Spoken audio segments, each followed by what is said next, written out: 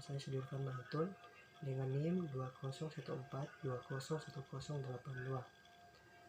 Di video kali ini saya akan menjelaskan mengenai apa saja yang ada pada resiko dan hazard. Dan tugas ini saya buat untuk memenuhi tugas dari Minerva Filino dengan mata kuliah Keselamatan Kesehatan Kerja dalam Keperawatan. Pertama, kita masuk dalam pengertian risiko kerja. Risiko definisikan sebagai kombinasi dari kemungkinan terjadinya peristiwa yang berhubungan dengan cedera parah atau sakit akibat kerja atau terpaparnya seseorang atau alat pada suatu bahaya. Nah, risiko atau risk adalah menyatakan kemungkinan terjadinya kecelakaan, kerugian pada periode waktu tertentu atau siklus operasi tertentu. Kemudian ada pengertian hazard kerja, yaitu sumber situasi atau tindakan yang berpotensi mencederai manusia atau sakit penyakit atau kombinasi dari semua atau operasi prosedur. Bahaya adalah aktivitas, kondisi, kejadian, gejala, proses, material, dan segala sesuatu yang ada berhubungan dengan pekerjaan yang berpotensi menjadi sumber kecelakaan, bahkan menjadi cedera, penyakit, dan kematian. Nah, selanjutnya ada beberapa komponen yang menyangkut terhadap hazard. Pertama, ada karakteristik material. Kedua, bentuk material. Ketiga, hubungan pemajanan dan efek. Keempat, ada kondisi dan frekuensi penggunaan. Dan yang kelima, tingkah laku atau pekerja.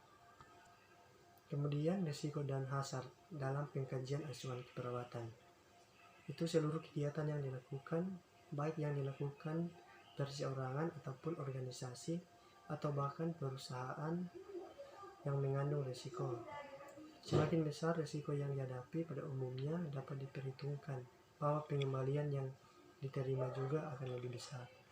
Kemudian ada risiko dan hazard dalam perencanaan asuhan keperawatan, yaitu kesalahan saat merencanakan pengkajian.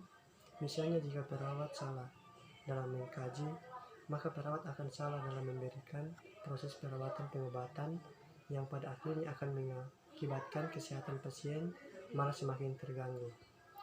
Hal lainnya yang dapat terjadi yaitu jika perawat salah dalam merencanakan tindakan keperawatan, maka perawat juga akan mendapatkan bahwa seperti misalnya tertularnya penyakit dari pasien karena kurangnya perlindungan diri terhadap perawatnya.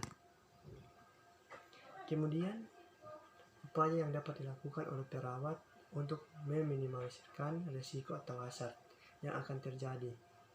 Seperti pertama, batasi akses ke tempat isolasi. Kedua, menggunakan alat pelindung diri atau APD yang dengan benar. Ketiga, SOP pemasangan APD.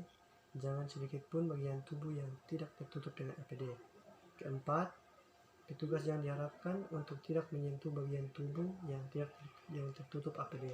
Kemudian, membatasi sentuhan langsung ke pasien.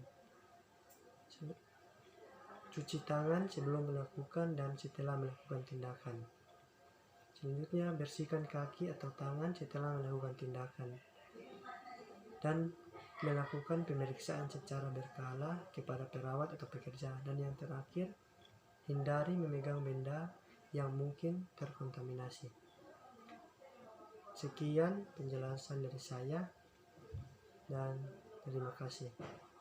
Saya mengajak saudara saya untuk bergabung bersama kami di Universitas Penemuan Indonesia Manado, khususnya di Fakultas Ilmu Keperawatan, karena Fakultas Ilmu Keperawatan telah terakreditasi baik.